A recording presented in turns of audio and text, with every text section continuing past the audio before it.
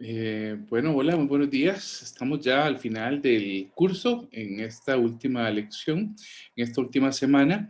Queda básicamente ocuparnos del ensayo final y de la clase que vamos a ver hoy, que son algunas eh, técnicas en la planificación, otras técnicas, como ustedes han estado observando.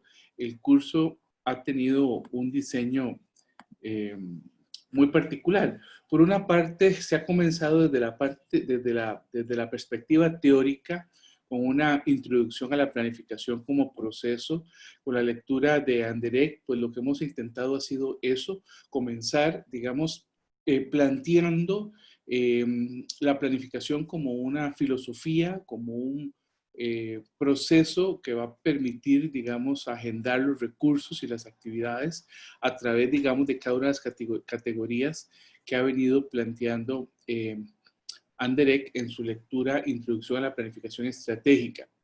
En esa misma semana había una lectura recomendada sobre Alberto Ibarra Mares, que trata sobre la introducción a las finanzas públicas. Esta es un trabajito que había hecho ese académico para la Universidad de Bolívar en Cartagena, Colombia.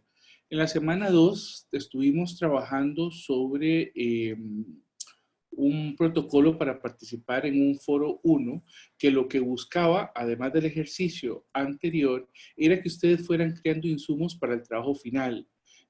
Ya fuese que escogieran una misión, ¿verdad? O que quisieran hacer un trabajo comparativo entre misiones o algo más general. Pero la idea era que ustedes en el ensayo final se pudieran ayudar, por una parte, con el ejercicio tutorizado número 1 y pudieran ayudarse también con los trabajos que han realizado en los foros. Es decir, que eso fueran insumos que ustedes pudieran agregar al ensayo final para que no se hiciera, digamos, como un trabajo, eh, muy largo, muy cansado de trabajarlo, ya que tenemos muy poco tiempo para trabajar ese tipo de documentos. En la semana segunda, que trató sobre la planificación institucional en Costa Rica en el siglo XXI, ustedes tuvieron pues, varias lecturas, sobre todo del Ministerio de Planificación Nacional y Política Económica, uno que era la orientación básica para la formulación y seguimiento del Plan Estratégico Institucional, el PEI. También habían varias lecturas recomendadas que de nuevo recuerden tratar de leerlas en algún momento, que tienen que ver sobre inversión pública, que tienen que ver con la guía para la elaboración de políticas públicas y la guía para determinar el valor de las contrapartidas institucionales en proyectos de cooperación no reembolsable. Eso nos ayuda bastante para comprender, digamos, el contexto en el que se mueve la planificación institucional. También había una lectura sobre la gobernanza de los ODS. En la semana 3 vimos un poco más del Sistema Nacional de Planificación y sus instrumentos. Comenzamos a ver una serie de técnicas. Vimos 13 técnicas la semana pasada y vamos a ver 8 más en esta. Esas técnicas ayudan al PAT. Lo que pasa es que tal vez, como ya lo han percibido, no quise comenzar directamente con el PAT, sino comenzar con, digamos, los tipos, las casillas, los instrumentos que nos pueden ayudar a construir el PAT. Obviamente todo esto está direccionado a que repasemos técnicas que puedan ayudarnos en el diseño de la estrategia institucional. Centrada, como fue el ejercicio de esta semana que pasó, en el valor público. Bien, tuvimos también la semana pasada una serie de lecturas ya más metodológicas, tendientes, digamos, a la creación de valor público, al desarrollo de Costa Rica alrededor a la luz de los indicadores internacionales, temas de gobernanza multinivel de objetivos de desarrollo sostenible. Eso son las lecturas recomendadas. Y bueno, en el video ustedes pudieron observar un poquito más sobre el Sistema Nacional de Planificación y los ODS. Finalmente, hoy lo que vamos a ver es ese proceso de planificación y algunas técnicas que nos pueden ayudar un poquito en la planificación del PAT, además de las que ya hemos visto. Es decir, que lo que hemos estado haciendo es como llevando poco a poco, sin entrar en cómo hacer cada una de los temas del PAT, hemos ido tocándolos poco a poco para no, digamos, generar poca empatía en relación a las técnicas. Entonces, les hemos querido ir llevando poquito a poco. Para esta semana, ustedes tienen una lectura final de Anderegg, que tiene que ver precisamente con muchas de las técnicas que vamos a ver hoy. Tienen también un trabajito que está orientado a la Política Nacional de Evaluación entre el 2018 y el 2030, muy importante, y también la Costa Rica post 2030, principales retos al 2050. Pero bueno, ya no me atraso más en la introducción y vamos a compartir la pantalla para ver las filminas.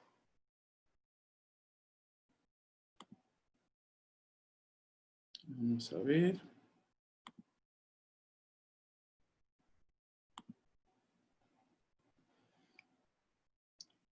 Para ver las filminas.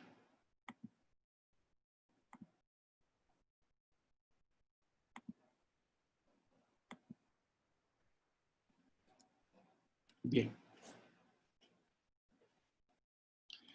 El proceso de planificación en el Ministerio de Relaciones Exteriores y Culto, misiones, 8 técnicas para el PAT.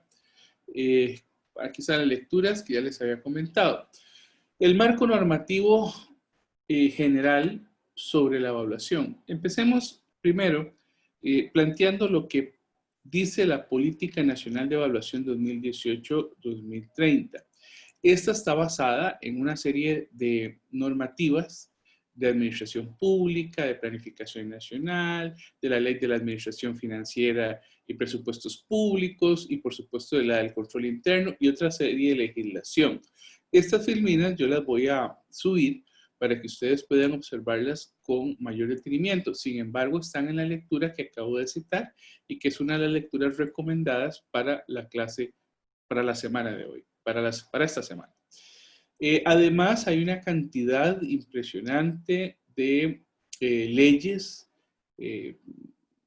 vigentes que tienen que ver con la evaluación de cada uno de los sectores y subsectores de la administración pública. Y lo que buscan básicamente son 4 cosas. Proteger y conservar el patrimonio público contra la pérdida, despilfarro, uso indebido, irregularidad y actos ilegales, cumplir con el ordenamiento jurídico y técnico, garantizar la eficiencia y eficacia de las operaciones y exigir la oportunidad de confiabilidad de la información. Estos son, como ustedes saben, objetivos del sistema de control interno. Ahora bien, hay 5 componentes en el modelo de gestión para los resultados en el desarrollo. Este modelo que hemos estado revisando tiene como bases la planificación para resultados, el presupuesto por resultados, la gestión financiera, auditoría y adquisiciones, gestión de programas y proyectos y el seguimiento y la evaluación. En cada uno de ellos, que ustedes pueden leerlo extensamente en los documentos para esta semana, encontraremos que la planificación para resultados tiene ciertos límites o tiene ciertos problemas, si se quiere, y que es importante también que lo conozcamos. Primero, que tiene un amplio cuerpo normativo, es decir, el problema con la planificación es que a veces existen tantos, suele pasar en la administración pública, tantos instrumentos, tantas leyes, tantos decretos, tantas circulares, que se pierde a veces la facilidad para organizar la planificación bien. Por otra parte, el diseño de estos instrumentos de planificación está circunscrito a ciclos gubernamentales de muy corto plazo o muy mediano plazo. Esto ya lo habíamos hablado en una clase anterior, es un problema para la planificación por resultados y por supuesto que dificulta la continuidad de las políticas públicas. Por otra parte, esta planificación, por esa misma relación de corto y mediano plazo, no permite un engranaje a largo plazo con la planificación nacional. Es decir, es débil, hay un vínculo muy débil entre la planificación que se hace en misiones, que se hace en el Ministerio de Relaciones Exteriores y Culto, con relación a la planificación nacional. Incluso lo que es más grave es que tanto en el plan de desarrollo como en otros planes, digamos, planteados o recuperados o diseñados por Mideplan, no se plantea con claridad hacia dónde va la planificación del Ministerio de Relaciones Exteriores, la planificación de las políticas públicas de Costa Rica a futuro que tienen que ver con su política internacional, con su política exterior. De manera que existe efectivamente un insuficiente alineamiento entre los niveles de planificación nacional, sectorial, local, regional y por supuesto que internacional. Esto no está claro. Las entidades que integran los sectores pocas veces tienen, digamos que presencia en los procesos de planificación. Quizás en algunos casos no tengan claro hacia dónde van las instituciones o hacia dónde van los sectores, y esto ayuda precisamente a limitar la posibilidad de que sean parte del proceso de planificación. Y en algunos casos, lo institucional se genera sin lineamientos claros y metodologías uniformes. Bueno, esto lo sabemos que sucede en las instituciones de nuestro Estado y que son un problema a la hora de planificar para resultados. El otro elemento o componente son los presupuestos por resultados. Los presupuestos, como ustedes saben, tienen varias instancias de aprobación, al menos dos. Y eso dificulta alinear los presupuestos, las metas, los objetivos con los resultados que se podrían esperar tanto en la planificación institucional como con el Plan Nacional de Desarrollo. Pero en el caso del Ministerio de Relaciones Exteriores todavía es más grave, porque no se incluye en el Plan Nacional de Desarrollo con claridad digamos que la visión, la misión, los objetivos, las metas, las actividades que debería de llevar a cabo el Ministerio de Relaciones Exteriores. Y esto es un problema porque no hay claridad, dicho de otra manera, si no hay claridad en el ciclo gubernamental de corto y mediano plazo, mucho menos lo va a haber hacia futuro, ¿verdad? Hacia dónde va la política exterior, las relaciones exteriores de Costa Rica. Existe una rigidez en los sistemas de financiación, lo que ocasiona la no orientación de fondos en función de prioridades institucionales. Así es, no solo de prioridades institucionales. Uno pensaría que la planificación de misiones y del Ministerio de Relaciones Exteriores debería ir encauzada con el Plan Nacional de Desarrollo, pero hemos dicho que esa relación, esa vinculación no existe. Entonces es muy grave porque por supuesto que no se pueden reorientar los fondos en función de prioridades. ¿Cuáles prioridades? Si ni siquiera se mencionan en los planes nacionales de desarrollo. Y otros, bueno, y otros instrumentos. En muchas ocasiones, la lógica de la asignación presupuestaria se realiza con criterios financieros y no por resultados. Esto lo vimos un poquito en la clase anterior. Y se debe avanzar en el establecimiento de planes presupuestarios de mediano plazo. Sí, también en la parte de divulgación y acceso para que la sociedad conozca un poquito más sobre precisamente los planes y los presupuestos para llevar a cabo en las instituciones públicas. Vamos a ver. Sobre el otro componente, que es la gestión financiera, lo que tiene que ver con auditoría, hay programas y proyectos que están incluidos en el Plan Nacional de Desarrollo que no disponen de diseños apropiados bajo metodologías robustas. Es decir, no tienen modelos lógicos, no hay, no hay cómo medir las teorías de la intervención, cómo hacerlo.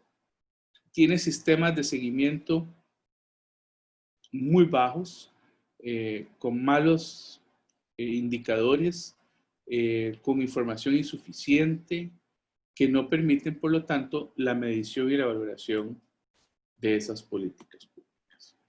En el cuarto elemento, que tiene que ver con gestión de programas y proyectos, pues lo mismo, ¿verdad? Pocas veces, a pesar de que tenemos un marco normativo tan amplio, ese marco no necesariamente permite, somete los proyectos y los programas a una descentralización de la planificación institucional. Por otro lado, se debe mejorar la alineación de los programas y existen oportunidades de mejora en la consistencia del ciclo de proyectos de inversión. Bueno, esto se refiere a que los programas de inversión deberían de contar con apoyo con participación ciudadana, y esto no se está, digamos, realizando como se pensó en algún momento que se podía hacer. Finalmente, el último componente tiene que ver con el seguimiento y la evaluación. Y aquí hay dos temas. El primero es que, tal y como están planteados los proyectos y los programas, con las debilidades que tiene, genera, por supuesto, complicaciones a la hora de darle seguimiento a esa evaluación. En segundo lugar, es que este esquema de evaluación está centrado en la rendición de cuentas y por lo tanto se limita el potencial para incidir en el diseño, en la gestión y en los resultados de las intervenciones públicas.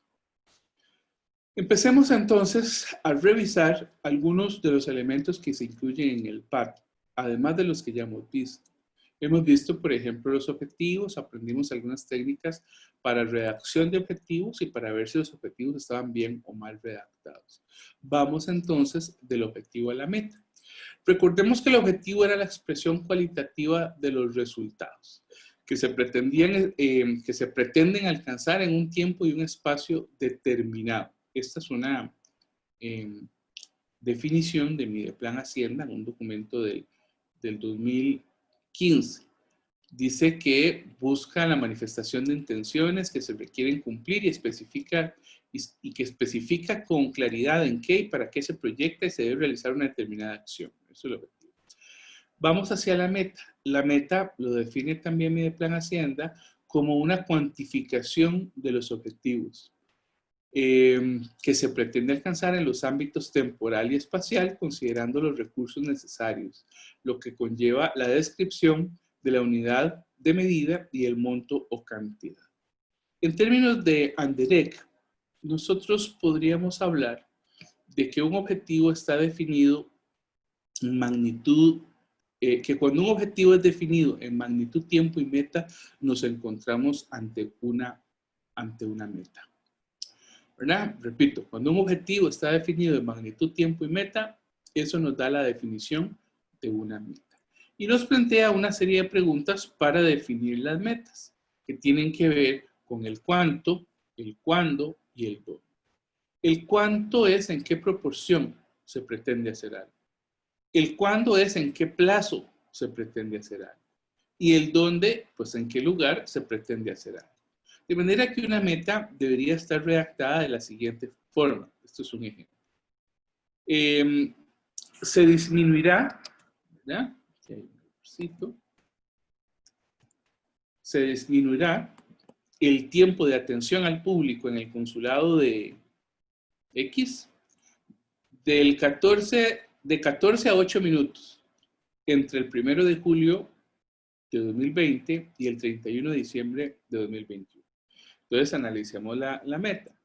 La meta nos dice cuánto, ¿sí? Nos está diciendo de 14 a 8 minutos. Nos dice cuándo, entre el 1 de julio y el 31 de diciembre, ¿verdad? 1 de julio del 2020 y el 31 de diciembre del 2021. Nos dice en qué lugar, sí, en el consulado de XXXX. ¿Verdad?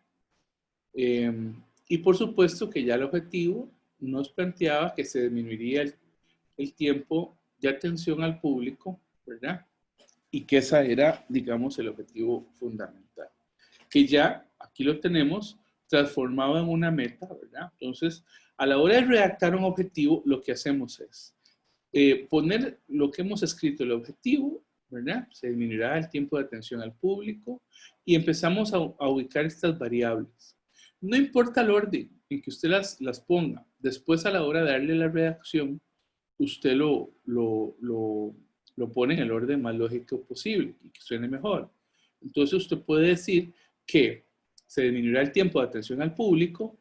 ¿Cuánto? De 14 a 8 minutos. ¿Cuándo? Entre el 1 de julio del 2020 y el 31 de diciembre del 2021. ¿Y dónde? En el consulado de XXXX. ¿Verdad? Entonces, esta estructura es lo que nos permite una buena redacción de una meta, ¿verdad? Porque estamos cuantificando, estamos planteando el tiempo y estamos planteando el lugar, el espacio. Las metas, por supuesto, tienen que tratar de ser lo más realistas, viables, pertinentes, aceptables y factibles, ¿verdad? La meta pasa además, llega de un objetivo general pasando por objetivos específicos. Y por supuesto que las metas tienen que ser factibles políticamente, económicamente, organizacionalmente, técnica y socioculturalmente. Es decir, que exista voluntad política, hemos hablado bastante de eso, que el proyecto sea rentable, ¿verdad? Es decir, que haya una relación costo-beneficio, costo-eficacia, que tenga un buen rendimiento, costo de oportunidad y además que tenga una factibilidad organizacional. Es decir, que exista la logística en la institución suficiente para la realización de esta meta, incluido, por supuesto, el recurso humano. Que tenga una factibilidad técnica, es decir, que disponga, si se ocupa de cierta tecnología o de ciertos elementos técnicos, que se tengan a mano para poder realizarlo. Y finalmente, una factibilidad sociocultural, es decir, que no existan barreras socioculturales que obstaculicen su realización, ¿verdad? Y eso en el servicio exterior, esta factibilidad sociocultural es importantísima, es básica. Bien. Para establecer prioridades para el logro de los objetivos, se realizan actividades. Y Anderegg nos dice, no se puede intentar resolver todos los problemas y satisfacer todas las necesidades al mismo tiempo, porque tal propósito suele resultar inalcanzable, habida cuenta que lo normal es que los recursos y los medios sean escasos. Sí, efectivamente, uno a veces quisiera poner las actividades que permitan resolver la mayor cantidad de objetivos o problemas o necesidades que hemos detectado, pero siempre los recursos son escasos. Entonces, pues ni modo, hay que hacer pues una lista, un listado y priorizar qué es lo que más nos preocupa. Ahora, ¿cómo hacemos un orden de preferencias? Hay una técnica que nos la plantea Anderegg que se llama el método Hanlon. El método Hanlon lo que realiza es, utiliza 4 elementos fundamentales, que son la magnitud del problema, la gravedad del problema, la eficacia de la solución y la factibilidad del problema o de la intervención. Veámoslos con más calma. El primero que vamos a señalar con la letra A incluye hacer una lista del número de personas afectadas por el problema. que tienen que se tenga, digamos, algún tipo de necesidades, ¿verdad? Hacemos un listado para ver quiénes son las personas, el número de personas afectadas o el número de personas que tengan algún tipo de necesidades. O refiriéndonos a esto para ver el impacto que puede tener. En segundo lugar, vamos a la gravedad del problema que hemos señalado con la letra B. Y este componente se define de diferentes maneras según la naturaleza del programa o proyecto. Bueno, esto es muy cualitativo, es decir, aquí lo que hacemos es un listado, ¿verdad? De lo que a nosotros nos parece que puede ser más grave. Después nos vamos a la eficacia de la solución. Ahí nos vamos a preguntar sobre los recursos y la tecnología, si los recursos y la tecnología actuales pueden alterar de una manera significativa el problema. ¿Verdad? ¿Cómo? ¿Qué tan eficaz es los recursos y la tecnología que tenemos? Y si eso podría de alguna forma alterar significativamente el problema que buscamos solucionar. Y finalmente nos vamos a la factibilidad. Para la factibilidad, el método Hanlon lo que propone es, a su vez, una serie de actividades que están, digamos por sus siglas en inglés se les llama PEARL, que significa pertinencia, factibilidad económica, aceptabilidad, disponibilidad de recursos y legalidad. Bueno, aquí lo que se hace es una lista, ¿verdad?, de qué tan pertinente es lo que estamos planteando, sobre su factibilidad económica, sobre qué tan aceptada puede ser la respuesta que estemos dando a un problema, a una meta, qué disponibilidad tengo y cuál es la legalidad, digamos que el marco legal que me permite llegar a esa meta. Entonces, una vez que yo tengo identificadas estas cositas, ¿verdad? Que tengo un listado, entonces ahora sí puedo hacer una estimación y comparación de los problemas y puedo empezar a hacer esta formulita, ¿verdad? Primero resuelvo lo que está entre paréntesis, ¿verdad? Y después realizo el resto de la operación. Aquí, en buena teoría, esta formulita lo que nos permite es revisar, estimar, comparar a la luz de estos criterios cuáles podrían ser los mejores resultados para establecer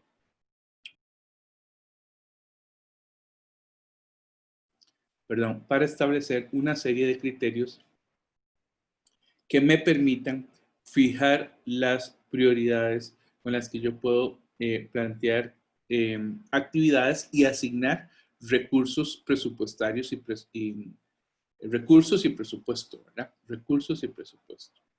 Bueno, esto es lo que se llama el método Hanlon. Ustedes pueden leer un poquito más sobre él en la lectura de Anderek. Por supuesto que Anderek también nos plantea que las acciones y los recursos que están vinculados a un plan presupuesto tienen que tener algunos principios. El primer principio es el principio de coherencia, ¿verdad? Nos habla de una adecuación de medios a los fines, ¿verdad? Ahí nos dice que es una discusión algo semántica, ¿verdad? Pero que no es otra cosa que una sucesión de objetivos relacionados entre sí de una manera lógica, secuencial, instrumental, interdependiente. También nos habla de una articulación coherente, ¿verdad? Tiene que ver con tomar en cuenta todos los criterios de formulación del diagnóstico y la programación propiamente dicha. Todo plan, programa, proyecto debe prever los insumos. Ahora vamos a ver qué entiende Mideplan y Hacienda por insumos para el desarrollo de las actividades. La provisión mediante la disponibilidad interna de los insumos o bien desde el exterior. Bueno, la coherencia supone también planificar las horas del recurso humano. Bien, Insumo se refiere, según Mideplan Hacienda, a los recursos humanos, a los recursos financieros, a los materiales, a la tecnología, a la información que se utilizan en el proceso de producción de un bien o servicio, ¿verdad? En la forma en que damos un servicio. Y por sus propias características suelen perder sus propiedades para transformarse y pasar a ser parte del producto o parte del servicio, ¿verdad? Centro medio final. Bien. El otro de los valores de lo que nos hablan Derek es de la programación financiera. Es el prever y disponer de los recursos financieros en cada una de las etapas del proyecto. Y ojo a lo que nos dice Derek, dice, cuanto más precisas son las previsiones, menores son los riesgos de embotellamiento o estrangulamiento que, por falta de disponibilidades financieras en tiempo oportuno, retrasan la marcha de reactivación de un programa, de un proyecto o de una actividad. ¿No? Cuanto más precisas son las previsiones, menores los riesgos. Menores los riesgos de quedarnos a medio palo con el proyecto. Bien, Anderek nos lanza este cuadrito, ¿verdad? Pero bueno, esta es una matriz muy sencilla, pero que la seguimos utilizando. Imagínense, Anderek la plantea hace años y la seguimos utilizando todavía en la actualidad. Más compleja. Ahora vamos a ver al final una matriz que está usando Mideplan y que es la matriz para el 2021, para el 2021. Bien. El otro tema al que normalmente no le damos mucha importancia tiene que ver con el tiempo y el ritmo de realización del programa. No le damos importancia, pensamos que es poner unas fechas rápidamente y no comprendemos que el tiempo de realización incide en el respaldo político que ese programa tiene. Eso nos lo dice Anderek. Pero a mí me ha llamado mucho la atención entender esto que también lo plantea Anderek. Él dice que se tiene que tomar en cuenta el recurso humano para fijar el tiempo y el ritmo. ¿Por qué? Porque no todo el recurso humano a nuestro cargo tiene la misma capacidad de innovación, tiene el mismo deseo de cambiar, puede ser que sean más bien resistentes al cambio, que no todas las personas tienen el mismo nivel de coincidencia, es decir, al no tener claro los objetivos institucionales o de la misión, no necesariamente están identificados con los resultados, con lo que hay que hacer, con las actividades, con las metas. Tal vez no participaron de la planificación o no pudieron incorporar temas que les interesaban. Ahí también tenemos que ver, según Anderek, el nivel de organización. ¿Qué tanta organización tenemos para poder llevar a cabo un programa, llevar a cabo el PAT? ¿Cuáles son la confluencia de acciones y propósitos que los actores perciben como positivos, negativos o neutros? Es decir, aquí usted puede planificar bellezas, pero tiene que planificarlo de acuerdo a lo que su personal cree y siente. Y eso no siempre es fácil. En el Ministerio de Relaciones Exteriores se ha dado muchas veces, ¿verdad? Y eso en la rotación de personal y de ministros se ve, que más bien pocas veces en los últimos años los ministros cuentan con el apoyo general, digamos, de los funcionarios del ministerio. Bueno, eso también a la hora de planificar hay que tomarlo en cuenta. Bueno, ¿cuál es la percepción de los funcionarios? ¿Es una percepción negativa? ¿Es una percepción positiva de lo que hay que hacer? ¿O es una percepción neutra? Si se garantiza que los funcionarios participen en la planificación, que puedan sentir que hay una parte de ellos, de sus intereses, de sus motivaciones, de sus deseos o de sus resistencias también, podríamos generar mayor interés? Son preguntas que habría que hacerse, ¿verdad? Y finalmente, tiene que revisarse lo que tiene que ver con los stakeholders, que son los sectores a los que van los tiempos de realización de un programa o un proyecto. Es decir, qué tanto nuestros socios estratégicos o la población a la que nos dirigimos, target al que nos dirigimos, qué tanto está interesado, cómo ven el proyecto. A veces nosotros nos piden informes en muy corto tiempo y resulta que esos informes dependen a su vez de que pidamos informes y sabemos que en otros países, para no hablar solo de nuestro, los procesos burocráticos son muy lentos. Entonces, estos tiempos de realización de un proyecto también dependen del ritmo de otros interesados o de nuestro personal, ¿verdad? Y por supuesto que todo esto condiciona la ejecución del programa o del proyecto o del PAT que estemos desarrollando. Y entonces vamos a ver algunas técnicas que tienen que ver con el tiempo y el ritmo y que algo que nos parece poco pertinente podría convertirse más bien en la base de la planificación. Hay algunas técnicas que quizás ustedes ya conocen y podemos repasar. Uno es el famoso diagrama de Gantt. Este es el más sencillo de la planificación. Consiste, bueno, como pueden ver acá en este pequeño gráfico, en hacer una lista de actividades, un listado de actividades. Vamos a poner en el otro eje lo que son los tiempos. Puede ser por mes, podría ser primera semana, segunda semana, tercera semana, cuarta semana de un mes, ¿verdad? Primera semana, segunda semana, tercera semana, cuarta semana de otro mes. Podría ser por año, pero normalmente entre más específico sea, es decir, si nosotros lo podemos llevar a un mes o incluso por semana, podemos llevar un seguimiento de la planificación. De manera que las partes que están vacías son las partes donde no se ha hecho nada, donde no se ha comenzado, por decirlo de alguna manera, esa actividad, o tiempos en los que esa actividad no se va a llevar a cabo, sino que va a depender de que otras actividades se vayan realizando. Sabemos que enero siempre es un mes complicado para el PAT, ¿verdad? Por la ejecución de los recursos presupuestarios. Y tenemos que hay actividades que podemos poner en verde, en amarillo o en rojo. Y le podemos confeccionar, digamos, valores a esos colores. Y bueno, a través de barras vamos desarrollando cada uno de las actividades que nos hemos propuesto, ¿verdad? Para cumplir las metas.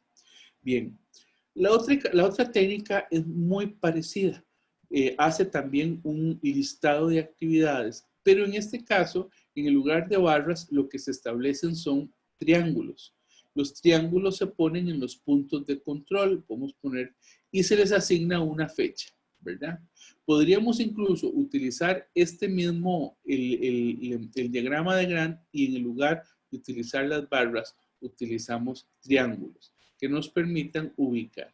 Inicialmente, el diagrama de Milestone lo que nos plantea son triángulos con las fechas probables, ¿verdad? Y esto nos puede indicar qué actividades se están desarrollando o se deben desarrollar en momentos y en otros. Bueno, aquí está muy simplificado el modelo, pero puede complicarse cuanto se quiera.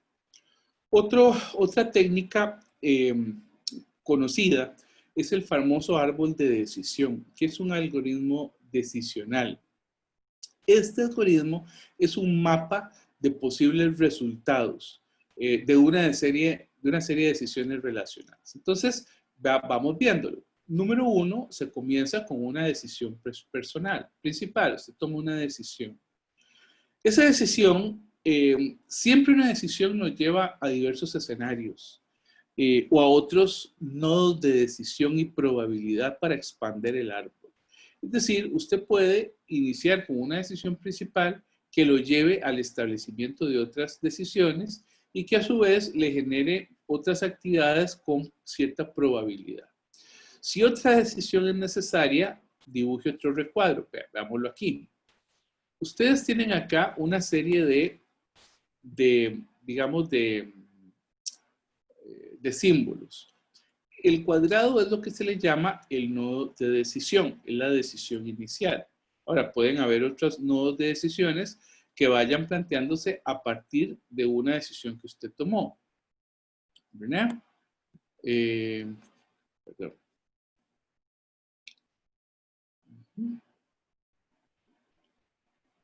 Vamos a ver si puedo correr esto. Bien. El nodo de decisión entonces indica una decisión que se va a tomar. ¿Ya? El nodo de probabilidad muestra los resultados. Resultados que pueden ser inciertos. Usted toma una decisión, tiene una probabilidad, un resultado incierto. Puede ello llevarlo a tomar otras decisiones. Si usted toma esta decisión, tendrá otro nodo de probabilidad. Ese nodo de probabilidad puede ser también incierto y tendrá ciertas alternativas. Esas alternativas nosotros le podríamos agregar probabilidades. Podríamos agregarlo por porcentajes, 0.5, 0.15. Podríamos ponerle a este, por ejemplo, 0.24 o 24%. También podemos expresarlos en porcentajes. Y una vez que nosotros tengamos estos resultados expresados en números o en porcentajes, nosotros podríamos evaluar que esta decisión, ¿verdad?, nos lleva a definir ciertos porcentajes en una meta o en una decisión que nosotros queramos tomar. Al final, si quisiéramos cuantificarlo por probabilidad o por porcentaje, podríamos obtener que una de estas opciones es más probable o nos es mejor cuantificable que otras. Estas rayitas son las cuantificaciones alternativas, es decir, cuando tenemos un probable resultado, vamos trabajando con este tipo de flechitas. Y cuando tachamos una, digamos que esta no nos da los resultados que nosotros queremos, podemos tomar una doble, podemos tacharla y por lo tanto esta no la utilizaremos, ¿verdad? Finalmente hay un nodo terminal, ¿verdad?, que indica cuál va a ser el resultado definitivo una vez que tomemos las decisiones. Entonces, decíamos, si una decisión es necesaria, dibujamos un recuadro. Si el resultado es incierto, dibujamos un círculo, ¿verdad?, que representa una probabilidad. Si el problema está resuelto, pues lo dejamos en blanco por ahora en esa decisión que ya se está por tomar, porque el problema está resuelto. Y se continúa con la expansión de cada línea para que alcance su máximo resultado. También nosotros podríamos tomarlo en términos cualitativos, ¿verdad? Vamos a tomar una decisión a estudiar. Tenemos opciones, una opción nueva, una opción a mejorar. En esta opción tenemos probabilidad 1, probabilidad 2, ¿verdad? Y podríamos tratar de ubicar cuando una es buena, cuando la otra es mala, cuando la otra es regular, y a partir de eso ir tratando de cualitativamente ir viendo cuál es la mejor. Al final hacemos una comparación cualitativa de la decisión estudiada. Yo les recomiendo para el estudio de esta técnica que ustedes puedan repasar un poquito, buscar esta técnica en internet, ¿verdad? La van a encontrar como árbol de decisión. Es un algoritmo, ustedes lo podrían estudiar ahí. Pueden ver cómo se sacan las probabilidades a la hora de tomar decisiones. Y esto, que es una técnica que hay que estudiarla, es una buena técnica para lo que es la planificación. Actualmente se está trabajando mucho en la minería de datos. Perdón. Por supuesto que usted puede hacer un árbol y unirlo con otro y con otro y con otro, ¿verdad? Incluso en la minería de datos hay algo que se llama el clasificador de selva aleatoria, ¿verdad? Usted tiene una serie de árboles que le permitan de alguna manera aumentar la tasa de clasificación. También puede generar árboles ampliados de clasificación. Y en la selva aleatoria, usted puede hacer el análisis de los componentes ACP. Ya vamos a ver esa técnica. Finalmente, contarles que existen varios software que le permiten a ustedes hacer esto rápidamente y que inclusive hay algunos complementos para Excel que ustedes pueden descargar y unirlo a Excel y en Excel poder trabajar estos complementos, digamos, estos árboles y poner incluso probabilidades y les resulta muy fácil de utilizar y muy interesante para llevarle el tiempo y el ritmo a la realización de uno de los proyectos o de los planes presupuestos que ustedes tienen. Otra técnica también algo conocida es el diagrama de flujo. El diagrama de flujo también tiene una serie de símbolos muy particulares. Por ejemplo, el rectángulo representa la operación, ¿verdad? Cada rectángulo significa una actividad. Hay también como una especie de rombo, ¿verdad? Un círculo achatado. No, pues el rombo sería este, ¿verdad? Como un círculo achatado que indica el inicio y el final de un proceso, ¿verdad? Un eclipse, sí, un eclipse. También ustedes tienen este rombo. El rombo denota el punto donde se toma una decisión. Las salidas del diamante, ¿verdad? Siempre son dos, sí o no. La flecha que significa el movimiento de una salida, ¿verdad?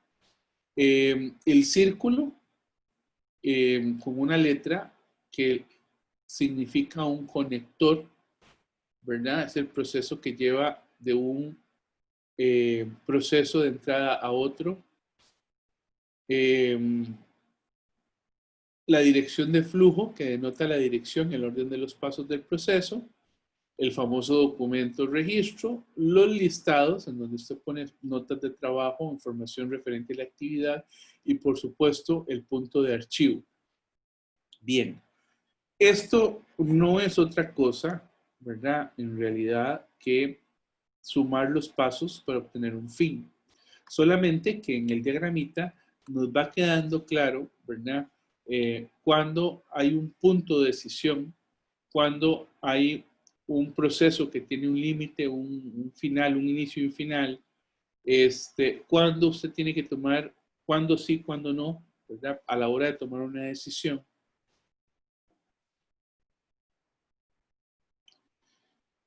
Y ese tipo, digamos, de diagrama de flujo para llevar el tiempo y el ritmo a un proyecto del PAC, por ejemplo, puede llevarnos a diagramas de este tipo.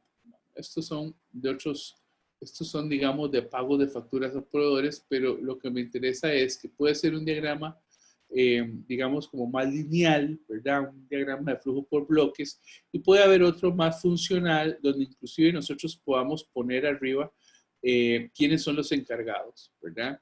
El embajador, o la embajada, el consulado, quién lleva la proveeduría institucional, quién se encarga de cada uno de los procesos, ¿verdad? Y lo vamos disgregando y cómo se van comunicando. Cuando sí pasa a otro compañero y a través de qué y cuando no, ¿verdad? Entonces, esto nos va ubicando hasta llevar al archivo, ¿verdad? De el proceso que estamos realizando. Esto es un proceso interesante. Lo que hay que garantizar es que todos conozcan los símbolos. Es decir, los símbolos o la nomenclatura que utilizamos es básico para que la gente comprenda, comprenda la interacción con este tipo de técnica. Veamos otra, espero que haya quedado claro. También se puede revisar en internet un poquito más sobre estos diagramas de flujo.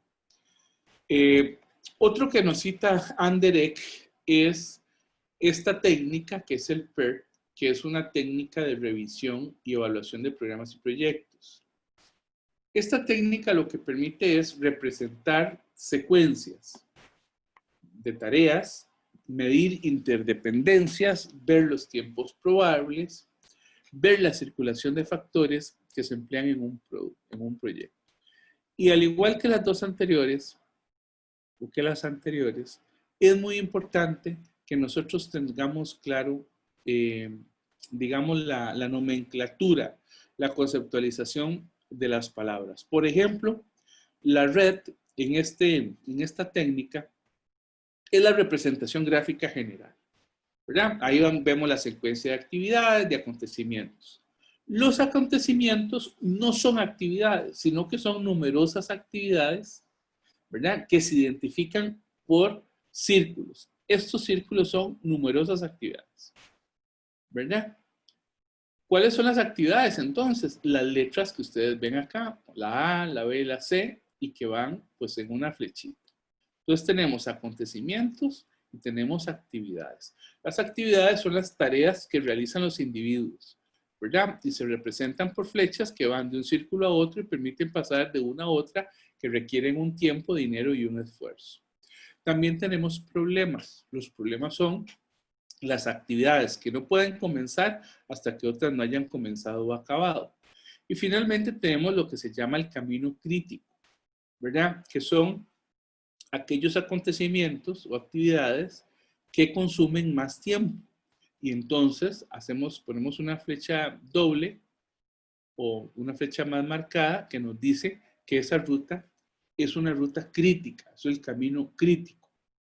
¿Por qué? Porque tenemos que gastar más, porque nos podemos atrasar en el proyecto, porque podría conllevar recursos que no tenemos. ¿De acuerdo?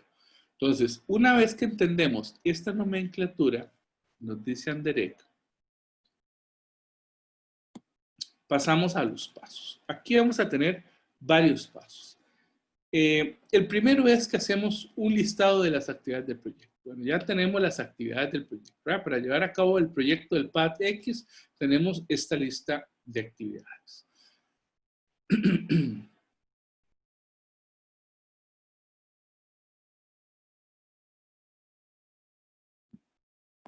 Perdón. ¿Verdad? Tenemos una lista de actividades, ¿ya? Tenemos la lista de actividades de los proyectos, ya la tenemos enlistada. Ahora sí, podemos, una vez que tenemos la lista de actividades para ejecutar proyecto, entonces comienzo a establecer relaciones. Y las relaciones pueden ser de varias formas. Hay relaciones que son lineales, ¿verdad? Entonces, ante estas actividades, ¿verdad? Yo realizo una actividad A antes de comenzar una actividad B que me lleve a un acontecimiento 3. Es decir, cada actividad, para que usted realice esta segunda actividad B, tiene que haber cumplido la actividad A. Bueno, esta es lineal. Hay otras que tienen que ver más bien con relaciones que se generan en una convergencia, en donde para iniciar una actividad es necesario que se hayan terminado otras, ¿verdad? Si usted terminó la actividad A, la B y la C, entonces usted puede comenzar la actividad D. ¿De acuerdo?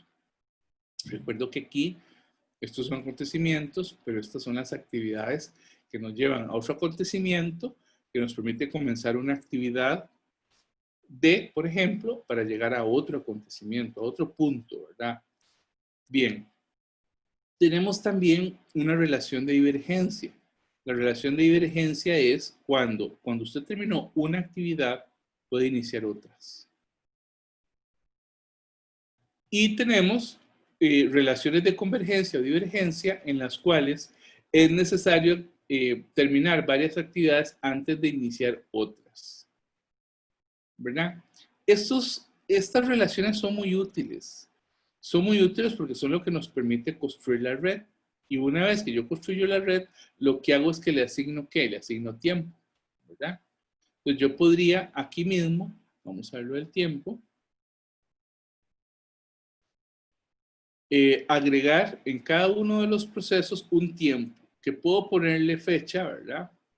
Y que también puede ser un tiempo optimista, un tiempo pesimista o el más probable.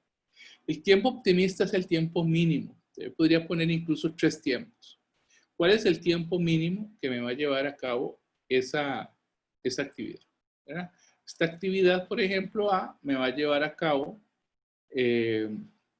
una semana, 3 días, 2 días. El pesimista diría, ¿verdad? Se llama pesimista porque es el máximo. Bueno, no, mire, esto no va a salir ni en 2 semanas. Bueno, entonces póngalo 2 semanas. Y el más probable. Bueno, la verdad es que siendo ni optimistas ni pesimistas, esto podría llevarse una semana. Bueno, entonces establezcamos el tiempo en una semana. ¿Ya? Es decir, un espacio entre el mínimo y el máximo, entre el más optimista y el más pesimista. Y bueno, a partir de ahí establezco el camino crítico, ¿verdad? Que son las actividades que yo determino que no pueden atrasarse bajo ninguna circunstancia. Es decir, que son actividades que tienen que comenzar o que tienen que acabar en una fecha determinada porque ya no tenemos más plazos, porque ya no hay más tiempos. Es decir, puede atrasarse hasta, ¿verdad? Un tiempo, una fecha que sea inflexible, ¿verdad? Es esa fecha donde usted dice, esto no puede, tiene que comenzar en tal fecha o en tal semana, no hay otra. O un camino crítico de una actividad que tenga que terminarse en un lapso determinado, sí o sí, ¿verdad? Y a partir de ahí establezco el calendario. Entonces ya yo puedo establecer el calendario. Y estos módulos que vamos uniendo, que se van desarrollando, ¿verdad? Bueno, aquí está muy sencillo, pero pueden ser tan complicados como queramos, como queramos, a partir, digamos, del listado de actividades que nosotros realicemos. Por eso es que la técnica de una vez que usted tiene un proyecto en el pad, vamos a hacer, ¿verdad? Tengo tal proyecto y tengo los objetivos claros, ¿verdad? Ese es el proyecto que yo voy a llevar a cabo. Haga un listado de actividades para llevar a cabo ese proyecto. O bien puede ser que para ese proyecto usted tenga más bien, sí, puede hacer listados de actividades que a su vez sumen acontecimientos, es decir, grupos de actividades que le permiten a usted ir cumpliendo el programa en fases. Bueno, a partir de ahí usted establece el calendario. Esta técnica, la técnica PER, o la técnica de los diagramas de flujo, o estos del algoritmo decisional, del árbol de decisión, o los diagramas de Grant o de Milestone, son técnicas muy utilizadas. No solo se utilizan en la ingeniería industrial, porque ahora le dicen a uno que esto es de los ingenieros industriales, y para nada. Ha sido usado en la planificación de los años 70, si no antes, ¿verdad? Y ha sido además utilizado actualmente por la minería de datos, lo utilizan los ingenieros industriales, pero también se utiliza en las ciencias sociales. Y la planificación es parte de las ciencias sociales. Así que, o de la administración, también se utiliza en la administración. Depende de cómo usted la ubique. Así que ahí usted tiene pues unas técnicas bastante interesantes para ir trabajando todo este asunto del tiempo y el ritmo, que nos permiten organizar las actividades y que le permiten a nuestro personal o a nosotros mismos, si somos un órgano unipersonal, tener claridad de qué es lo que hacemos. Ahora hay algunos programitas en el teléfono que le permiten a ustedes llevar a cabo,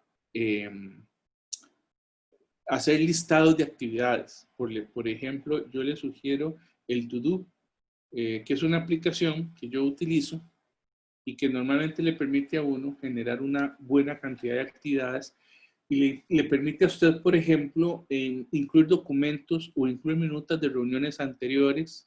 Entonces, cuando usted dice, bueno, ¿cómo va el proyecto tal o la actividad tal? Yo entro y veo ahí tengo los documentos que ocupaba, las cartas que envié, las respuestas que recibí en mi correo, todo lo tengo vinculado a un mismo lugar. Puedo poner fotografías, puedo poner, entonces yo voy llevando To-Do, ¿verdad? En este programita bueno, eso no era un anuncio comercial, pero sonó como un anuncio comercial. Lo que quiero decir es que hay software y hay programas ahora en nuestros teléfonos móviles, para nuestras computadoras, para el Excel, incluso para el PowerPoint, que nos permiten ir llevando la medida de todo esto. Bueno, hay otra técnica que también nos la dice Anderek, que es la del CPM, que es una técnica de ruta crítica, ¿verdad? Es el método de la ruta crítica. Y lo que tiene son dos reglas, básicamente. Es otro tipo, digamos, de forma de técnica digamos, simplificar esto. Esta es más sencilla que las anteriores. Esta lo que nos dice es, cada actividad se debe representar sí o solo sí por un ramal o arco, ¿verdad? Y en segundo lugar, ¿verdad? Actividad A. Cada actividad debe estar identificada por dos nodos distintos, ¿sí? Dos nodos distintos. En el caso de existir actividades concurrentes que inicien al mismo tiempo o que el inicio de una actividad depende de la finalización de dos o más actividades distintas, se debe recurrir a actividades ficticias, representadas por actos punteados. Aquí pueden ver ustedes, digamos, la flecha roja. Por arcos punteados que no consumen ni tiempo ni recursos para satisfacer esta regla. ¿De acuerdo? Veamos este ejemplo. La actividad C, para su inicio, para que comience la actividad C, requiere que finalice la actividad A y la actividad B, ¿verdad? Las actividades A y B inician al mismo tiempo, ¿verdad? Bueno, veamos ejemplos. Los pasos para llevar a cabo esta actividad son, de nuevo, realizar un listado de actividades. Los pasos para llevar a cabo esta técnica. Hacemos un listado de actividades. Usted puede poner acá la actividad en un Excel, ¿verdad? A, B, C, D, E. Puede poner la actividad predecesora. Si es la primera, pues no llevará actividad predecesora, pero el resto va indicando, ¿verdad? Por ejemplo, para la actividad E, hay que tener terminada la actividad B, C y D y puede poner el tiempo, ¿verdad? ¿Cuál es el tiempo que usted considera que se va a realizar cada una de estas actividades? Una vez que usted tiene las actividades del proyecto, usted establece un diagrama de la red, ¿verdad? Usted puede poner que la actividad A va a durar 3 horas, ¿verdad? La actividad A dura 3 horas. A partir de ahí, en el segundo proceso, la actividad B, C y D, ¿verdad? Están ubicadas, comienzan en el mismo momento. La primera actividad, usted le pone el tiempo, ¿verdad? Esta va a durar 1 hora, esta va a durar 2 horas. Aquí usted podría poner 3 semanas, ¿verdad? Si A es 3 semanas, esta va a durar 1 semana, esta va a durar 2 semanas, esta va a durar 2 semanas. Una vez que están terminadas, ¿verdad? Para iniciar la actividad E, usted tiene que haber terminado la actividad C. Pero la B y la D no llevan ni dinero ni esfuerzo, pero tienen que estar terminadas para que usted pueda comenzar la actividad E. ¿De acuerdo? Bueno, espero que se haya entendido. Una vez que usted tiene las actividades y que usted establece un proceso inicial sencillo, usted puede seguir con el cálculo de tiempo, es decir, usted calcula la red, ¿verdad? Entonces acá, en este cuadrito, usted va poniendo el tiempo, ¿verdad? Para el cálculo del tiempo, usted puede utilizar 3 indicadores, ¿verdad? T1, T2 y H, ¿verdad? Estos indicadores se calculan en cada evento o en cada nodo, ¿verdad? Y lo que te van diciendo es los tiempos y las horas que usted necesita para llevar a cabo estos proyectos. Eso es el tiempo total. Entonces usted le va agregando. Y una vez que usted tiene claro esto, usted puede hacer un cronograma, ¿verdad? Entonces, para la actividad A, usted sabe que en horas o semanas o meses, usted va a llevar a cabo tal actividad o va a llevar a cabo tal otra.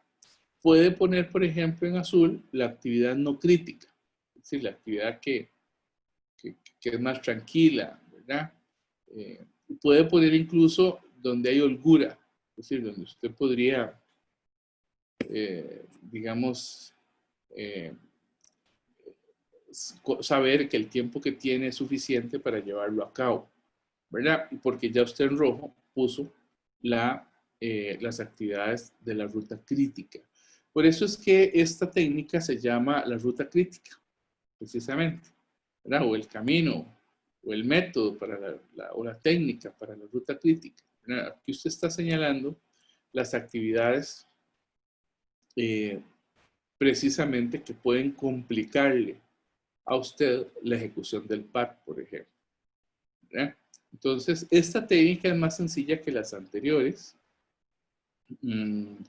¿verdad? Permite comprender fácilmente los tiempos y permite comprender quién se encarga de qué, ¿verdad? Y en cuánto tiempo, ¿verdad? Usted va a invitar a la Sinfónica de Costa Rica para que dé un concierto en X país.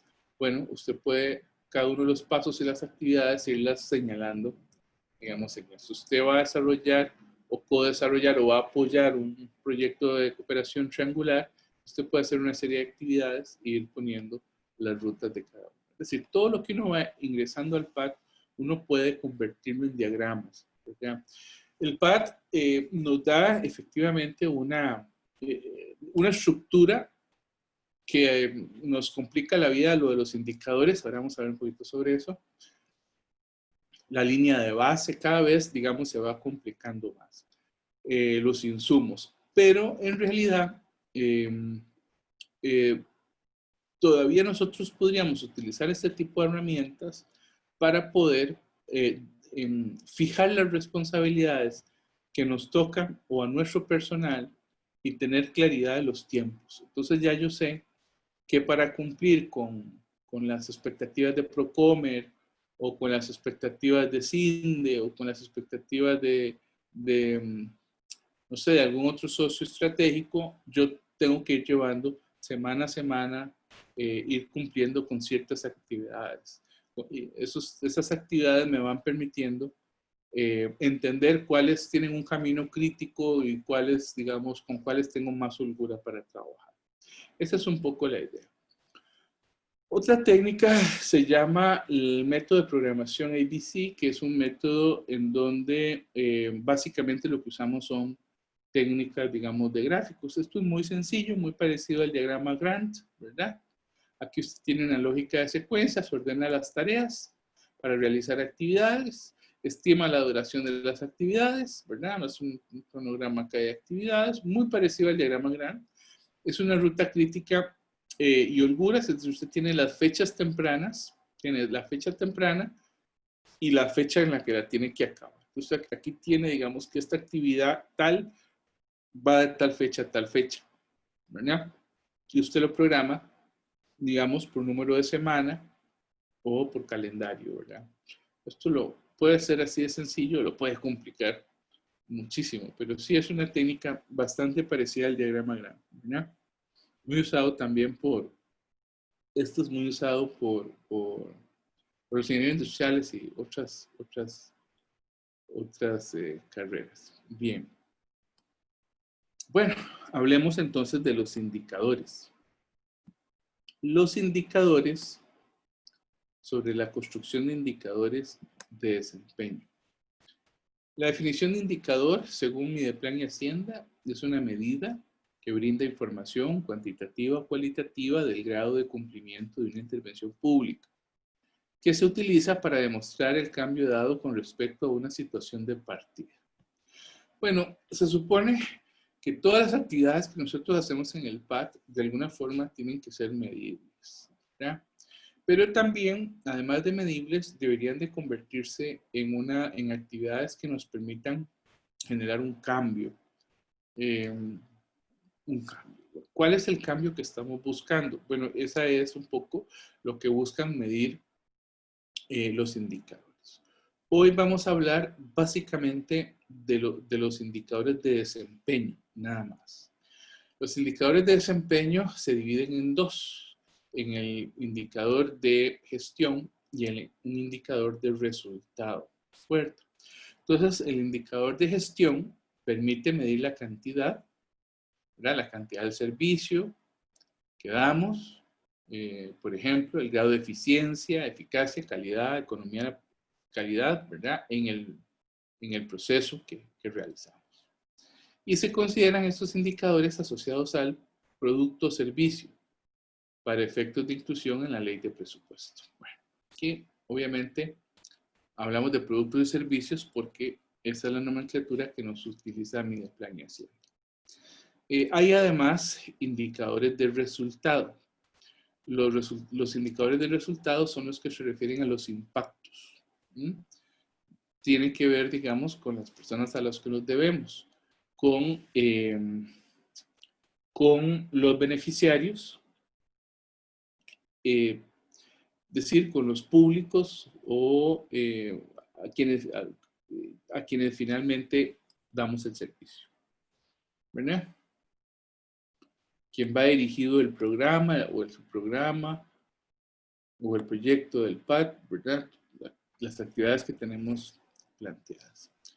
Siguiendo con estos indicadores de gestión y de resultado, en el caso de los de gestión, hay algunas características que debería tener. Por ejemplo, debería ser importante para el usuario.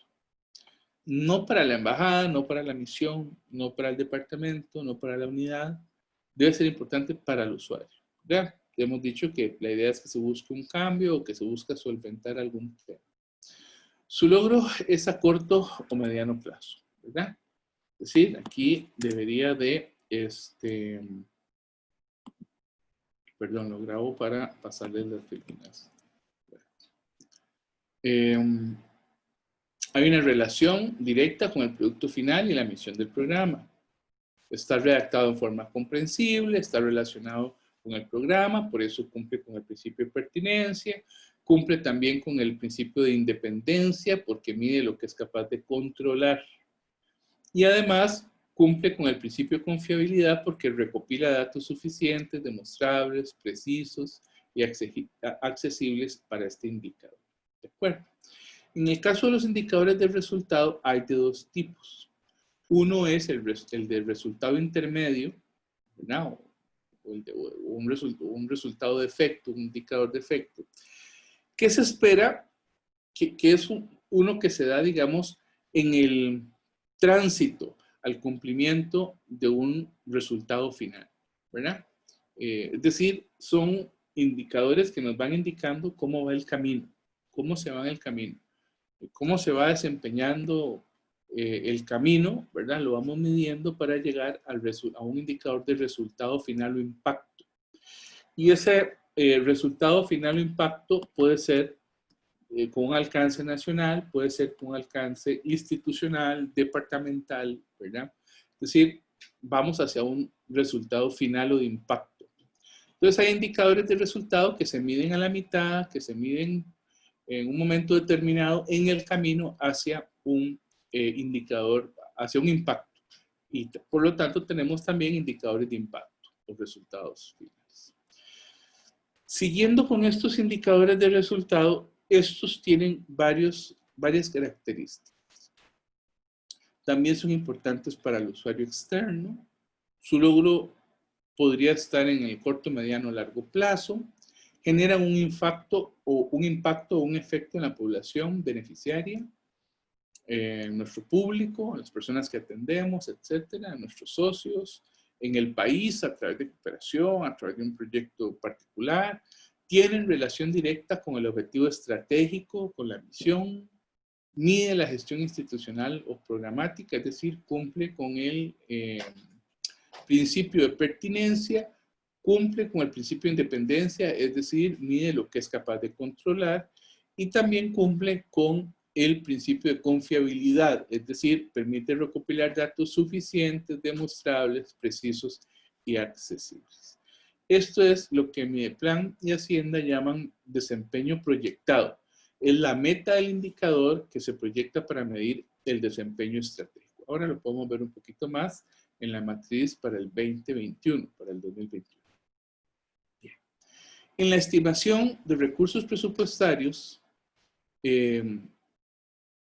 incluidos por indicador, según Mideplan, se define como estimación de recursos presupuestarios, dice, incluye por indicador la cantidad de recursos necesarios para el cumplimiento del mismo, excluyendo las transferencias corrientes o de capital no vinculadas a la gestión que son ejecutadas por los entes a los cuales se asignaron estos recursos. Bueno, incluye un indicador. Aquí lo que está pasando es que en las nuevas plantillas nos piden la estimación del recurso presupuestario como indicador, es decir, tiene que haber un indicador que estime que ese presupuesto se realice. Nosotros tenemos varias dimensiones del desempeño que tienen que ver con eficacia, con eficiencia, con calidad y con economía. Esto está en una lectura que estoy por subir al programa dentro de al aula virtual, dentro de las lecturas recomendadas para la semana cuarta. Y existen varios criterios, ustedes los pueden revisar ahí para valorar los indicadores. ¿Verdad? Criterios de relevancia, pertinencia, integración, homogeneidad, independencia, confiabilidad, costo razonable y ser inequívocos. ¿Verdad? Y ser inequívocos. Es decir, que no se presten para medir otra cosa, sino que sean totalmente claros con lo que se quiere medir. ¿Ok? Bueno, para construir indicadores, primero planteamos que son parte en la programación, en la formulación presupuestaria, que los hacemos, como nosotros los construimos muchas veces, permiten también valorar cómo queremos que nuestra misión o nuestra institución sea medida. Al compararlos con las metas, sirven para tomar decisiones. Y es muy importante en el PAC quién es la persona responsable de llevar a cabo una actividad, ¿verdad? De cumplir un objetivo, una meta, llevar a cabo una actividad. Y es muy responsable porque el responsable es también, digamos, es también responsable a la hora de medir a través de un indicador una actividad que llevamos a cabo. Bueno, nosotros podríamos plantear que en un eje del menos estratégico al más estratégico, tenemos indicadores de gestión y tenemos indicadores de resultado, ¿verdad? Los que hemos hablado. Ahora, muchas veces, digamos, en la empresa estatal, cuando tenemos objetivos de oficina o de dependencia, estos objetivos son indicadores de gestión, ¿verdad? Y a veces entran dentro de los objetivos de una unidad, a veces incluso se involucran dentro de los indicadores estratégicos, ¿verdad? Que tienen que ver con objetivos generales de la institución, con la visión o con el país, y que según el nivel de intervención podemos catalogarlos de procesos, de resultado y de impacto. Muchas veces en las oficinas, en los consulados, en las misiones, se trabaja es un eje que conlleva precisamente al cumplimiento de la visión institucional y al impacto en el país. Por eso tenemos también indicadores de impacto. Bueno, eso no los estamos viendo mucho, pero tenemos de impacto, de resultados y los indicadores de gestión, ¿verdad? En este primer proceso. Bueno, al otro lado ustedes tienen lo mismo para la empresa privada y cómo más o menos se mide. Tenemos después la última técnica que vamos a ver hoy, que tiene que ver con construcción de indicadores. Y aquí hay que tener claro varias cosas. Lo que se quiere medir, qué productos, qué objetivos de referencia se tienen que establecer para la medición. Segundo lugar, si estos surgen de una fase de planificación estratégica. Tercer lugar, identificar las áreas de desempeño, donde son eficientes, eficaces. Describimos una formulita de cálculo. Ya voy a ponerles un video para explicar esto con más calma. Un video en este video. Vamos a establecer la línea base, establecemos las metas o el valor deseado del indicador, señalamos la periodicidad y finalmente realizamos la interpretación de los indicadores de desempeño. Bueno, yo Bueno, ustedes pueden detener el video para verlo con más calma, pero vamos a ver un video que tengo acá. Por lo tanto, me voy a salir yo un momentito. A ver.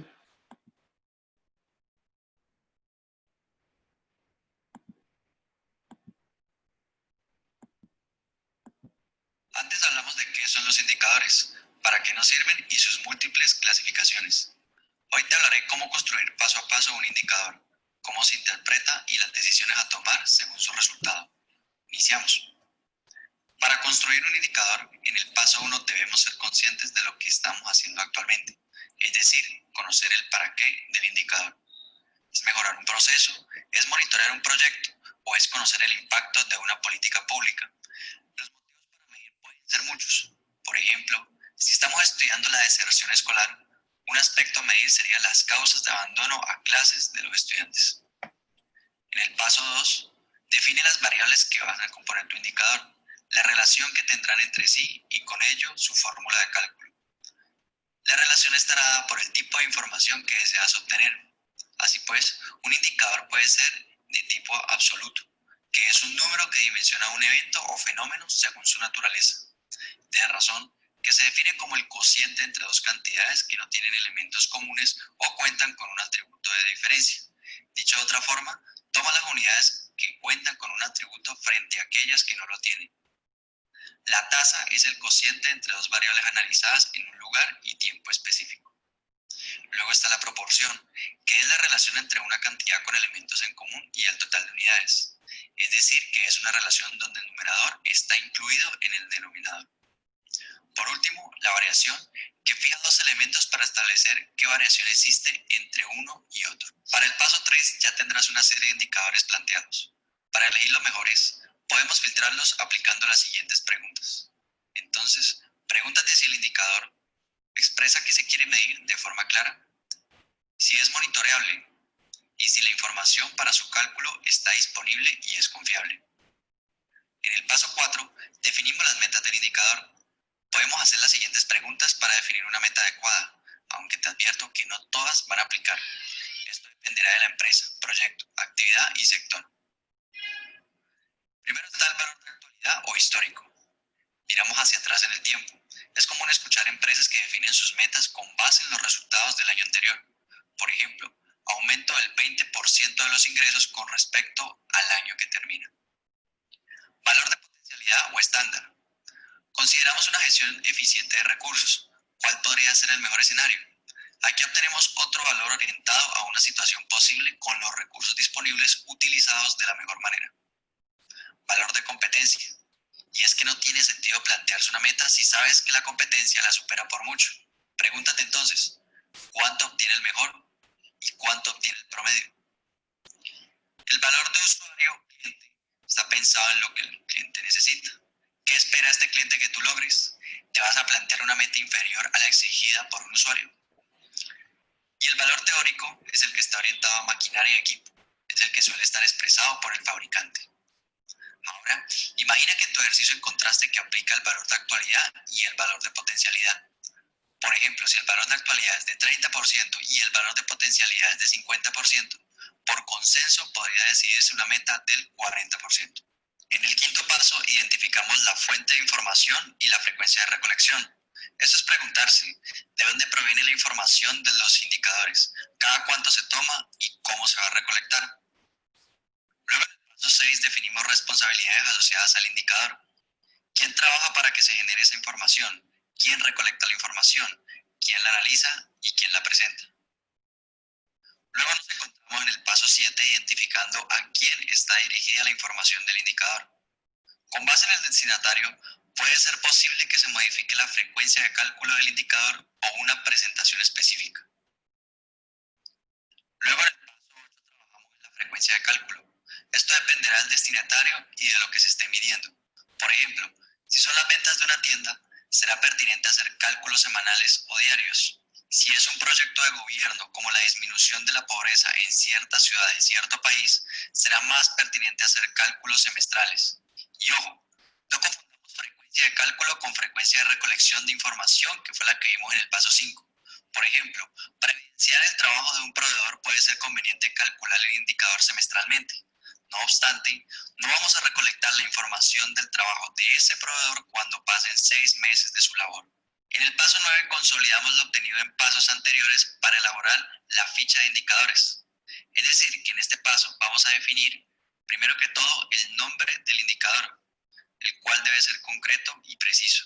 Su fórmula, que es la expresión matemática con la que se hace el cálculo del indicador. La fuente de datos, que es de donde provienen sus datos. La unidad de medida, que es el resultado de la medición y este debe tener una unidad, por ejemplo, kilogramos, porcentaje, días, metros cúbicos. El responsable de la recolección de los datos, la frecuencia de la toma de los datos. Si el sentido deseado del indicador es creciente o decreciente, la meta, el responsable de cálculo, la frecuencia de cálculo y la frecuencia de análisis. Con esto listo, ya vamos al siguiente paso, que es la toma de datos y el cálculo del indicador. Con toda la planeación realizada hecha en el punto anterior, no queda más que tomar los datos y calcular el indicador. No me voy a extender mucho en esta etapa, siendo que esta es la ejecución de todo lo que has planificado en los 9 pasos anteriores. Pero quiero recordarte algo, y es que debes socializar las responsabilidades del indicador, como recolección de los datos, cálculo o interpretación, y debes entrenar y educar al personal en su responsabilidad. El análisis varía según el tipo de indicador y el contexto en el que se hace. Sin embargo, hay algo importante que debes saber y son las tendencias. La primera es la tendencia a la maximización y significa que entre más grande el resultado, mucho mejor. Es decir, que el resultado debe crecer a través del tiempo. Por ejemplo, uno de mis indicadores en Ingenio Empresa es el número de suscriptores, número que deseo que crezca a través del tiempo. Luego está la tendencia a la minimización, que indica que el resultado entre más bajito es mejor. O sea que debe bajar a través del tiempo. Por ejemplo, una empresa en busca de la mejora continua puede plantearse un indicador decreciente como son las quejas y reclamos, que deberán ser cada vez menos. Y por último están los límites de seguridad, cuya interpretación se basa en que el resultado esté dentro de unos rangos. Por ejemplo, la temperatura de una maquinaria que no debería pasar de 75 grados centígrados mientras esté funcionando. Por último, lo que hacemos es tomar decisiones con la información. Y es que analizado el indicador, solo queda tomar decisiones. Estas decisiones están encaminadas a corregir la desviación que existe entre lo planeado y el resultado de lo ejecutado. Para tomar tu decisión, es importante que te preguntes, ¿qué es lo que quieres hacer? ¿Por qué lo vas a hacer? ¿Quién o quiénes lo van a hacer? ¿Cómo lo van a hacer? ¿Cuándo?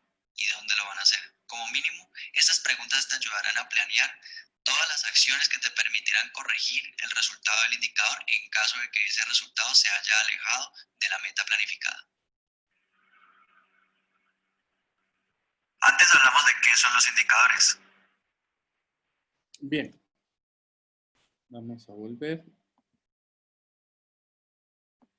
Perfecto. Espero que el video haya ayudado un poquito a comprender mejor este asunto de la construcción de indicadores. Eso que ustedes tienen en pantalla es la matriz Plan Presupuesto para el año 2021. Aquí ustedes pueden ver algunos elementos que probablemente en el PAD les van a aparecer. El ODS, el Objetivo de Desarrollo Sostenible Vinculado, ¿verdad? Agenda 2030, el área estratégica, el objetivo del área y la intervención estratégica. Aquí tenemos además el objetivo, ¿verdad? El indicador de la intervención estratégica, que aquí tenemos la definición del mismo, la línea base del indicador, que hemos hablado ya de esto. Bueno, la línea base es el dato o cifra inicial del indicador a partir del cual se establecerá los valores futuros a alcanzar mediante la intervención pública en el proceso de programación y que servirá para el seguimiento y elaboración de la consecución de las metas. Tenemos la meta del periodo, la cobertura geográfica por región, el objetivo estratégico institucional del PEI. A partir de ahí, esta matriz nos va a llevar a al tema de la programación estratégica presupuestaria, ¿verdad? Aquí tenemos, bueno, los códigos, siempre que nos toque utilizarlos, la unidad de medida del producto, la población meta, el nombre del indicador, la línea base, ¿verdad? Nuevamente, las metas del indicador, por ejemplo, aquí tenemos el desempeño proyectado, es la meta del indicador que se proyecta para medir el desempeño estratégico, ¿verdad? Y tenemos además la estimación anual de recursos presupuestarios de las que yo hablamos. Esto es un poco, digamos, la matriz 2021, la matriz de presupuesto. Puede ser que para el PAT venga un poco más simplificado, pero bueno, ya conocemos un poco qué es lo que nos están pidiendo. Finalmente, hacer un comentario general. En uno de los documentos de la lectura recomendada, que se llama Costa Rica Post 2030, principales retos al 2050, es un documento que quise adjuntarles porque me pareció muy interesante.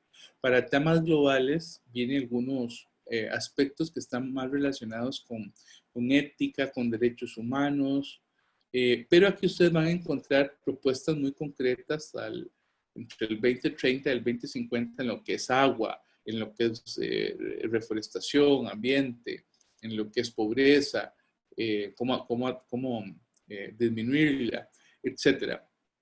Sin embargo, no encontré, salvo esa parte que les hablaba de valores globales o de ética global, no encontré una sola mención al Ministerio de Relaciones Exteriores y Culto.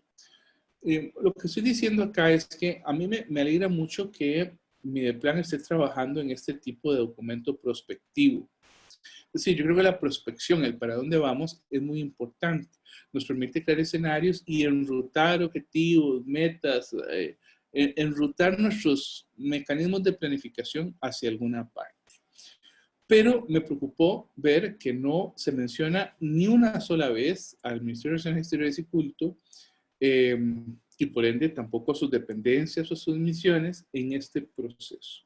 Y yo quisiera dejarlo como una reflexión final, porque esta es la última de las clases. La reflexión final es, ¿qué podemos hacer para que, bueno, pueden hacer ustedes, qué podemos hacer para que el Ministerio de Relaciones Exteriores y Culto tenga una planificación que se extienda más allá de la administración presente, de existir, y que nos permita comprender cuáles son los procesos, los programas, los proyectos, el desarrollo de la institución como tal que va a tener el ministerio de aquí al 2030, de aquí al 2040, de aquí al 2050. Es decir, ¿quiénes son las personas que en este momento están en el ministerio pensando en el tipo de ministerio que queremos a 20, 30, 40 años? Es decir, ¿hacia dónde va? Si queremos desarrollar una plataforma de atención al público en la sede central, que tenga programas informáticos más desarrollados, eso se está contemplando, se está hablando de eso, quiénes están planteando cuándo, ¿verdad? Y ya está en una planificación que nos permita decir, bueno, en tal año los procesos de la parte consular van a mejorar, las partes de los procesos del servicio exterior va a mejorar en esto y esto.